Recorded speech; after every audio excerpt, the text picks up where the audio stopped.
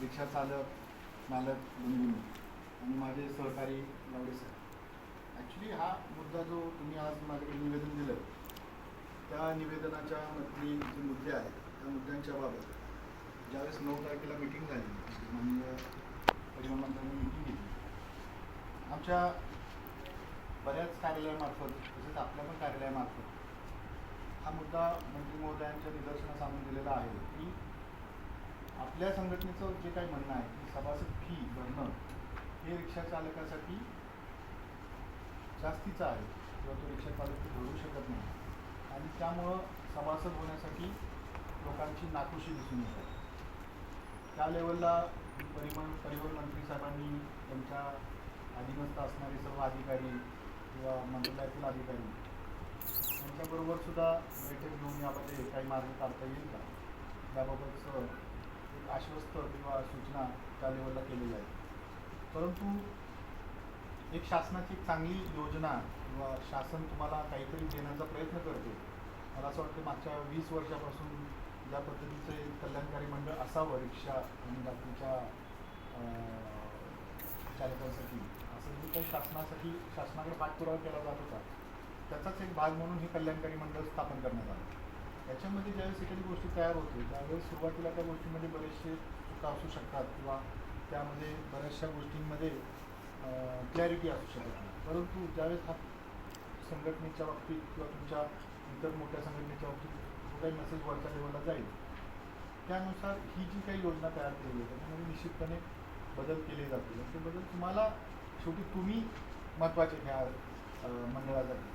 ही मंडळ तुमच्यासाठी तयार केलेलं आहे. आम्ही फक्त त्याचे जे काय आहे ते हस्तक आहोत की तुमच्यापर्यंत ते लाभ कसे पोहोचवता येतील त्याचं जास्तीत जास्त आमच्या माध्यमातून तुम्हाला शासनाच्या माध्यमातून तुम्हाला पोहोचवलं आहे याच्यासाठी आमचा प्रयत्न असणार आहे.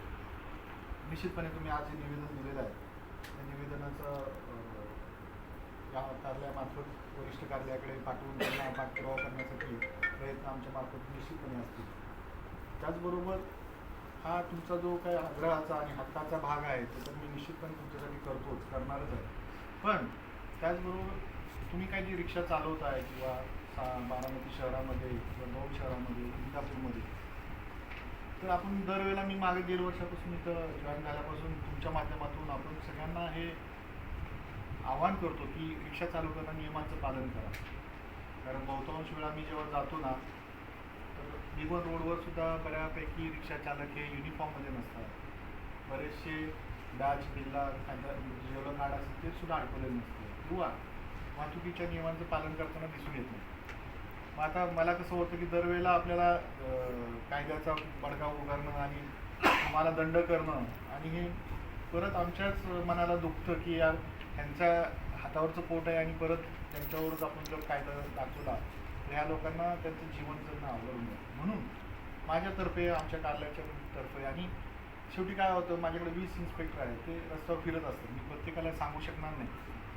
पण जर आता इथनं पुढं कोणी सापडलं तर निश्चितपणे त्याच्यावर कारवाई केली जाईल आणि मग तुम्ही कायदा पाळावा किंवा कायद्यानुसार चालावं ही माझी प्रामाणिक आणि अत्यंत आवश्यक असणारी रस्ता सुरक्षेच्या दृष्टीनं अशी अपेक्षा आहे. ती निश्चितपणे तुम्ही आणि तुमच्या माध्यमातून सुद्धा तुम्ही तुमच्या संघटनेच्या सदस्यांना नक्की सांगा.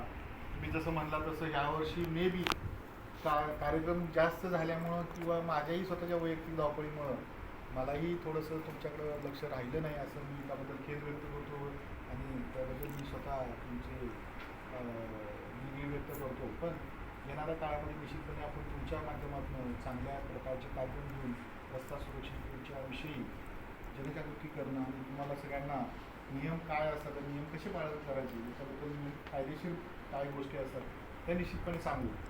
आणि मला तुम्ही नानांच्या आणि सरांच्या आणि बाकी पदाधिकाऱ्यांच्या माध्यमातून तुम्ही मला सगळी ग्वाही द्याल अशी मला खात्री वाटते की आम्ही सगळेजण नियमांचं पालन करू. हे तर सगळे नियम तुमच्यासाठी आहेत आणि रस्त्यावरचे इतर जे लोक चालतात त्यांच्यासाठी आहे आणि तुमच्यावर कारवाई करण्याची आम्हाला गरज पडू नये अशा पद्धतीने तुम्ही कामकाज कराल आणि निश्चितपणे येणाऱ्या काळामध्ये अपघात होणार नाहीत आणि तुमचं आणि आमचा सौख्य आपला संसार हा असंच कायमस्वरूपी चांगल्या पद्धतीनं चालू राहील. तुमच्या मनात जे काय असेल तुमच्या काही दुःखत असेल अडचणी असतील त्या ऐकायला मी आहे. समजा मी एखाद्या मिटिंगला बाहेर असेल तर आता साहेब पण आहेत. तर मग अशी कुठलीही अडचणीची गोष्ट नानांनी फोन केला त्याच मिनिटाला मी त्यांना सांगितलं नाना तुमचं काम होऊन जाईल सगळ्यांचं. पण आता काय होतं की प्रत्येक वेळेला आम्हालाही काही गोष्टी अशा असतात की त्या वरच्या लेवलवरून सूचना दिल्यानंतर आम्हालाही बंधनकारक करणं आवश्यक असतं. आणि महाराष्ट्रभरामध्ये तुम्ही इतर कार्यालयामध्ये सुद्धा चौकशी केली तरी कामकाज करताना थोडं अशा पद्धतीनं जर सभासद होण्यासाठी त्यांना आग्रह केला जातो. माझे या माध्यमातून एकच विनंती आहे, जर ज्यांना कुणाला करायची इच्छा असेल सभासद, तर आमच्या आम्हाला ही परत मिटिंग आहे 31 तारखेला आणि त्याच्यामध्ये प्रत्येकाला सांगितलेलं आहे की बाबा एवढे तरी सभासद झाले पाहिजे. तर माझ्यासाठी म्हणजे वैयक्तिक माझ्यासाठी मी म्हणून तुम्हाला एक आवाहन करतो.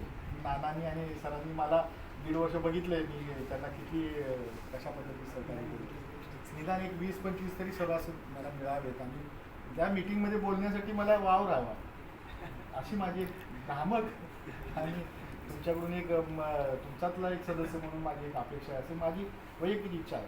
तर नानांनी आणि सरांनी मला हे थोडंसं ह्याच्यातून सहकार्य करावं.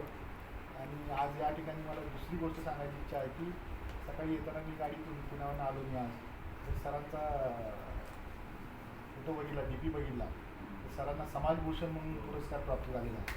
आणि आमच्या कार्यालयाच्या वतीने सुद्धा त्यांना ते कुठे आहे पुष्पगुच्छ देऊन आपण या म्हणा अभिनंदन करूया. पंढरपूरला सरकार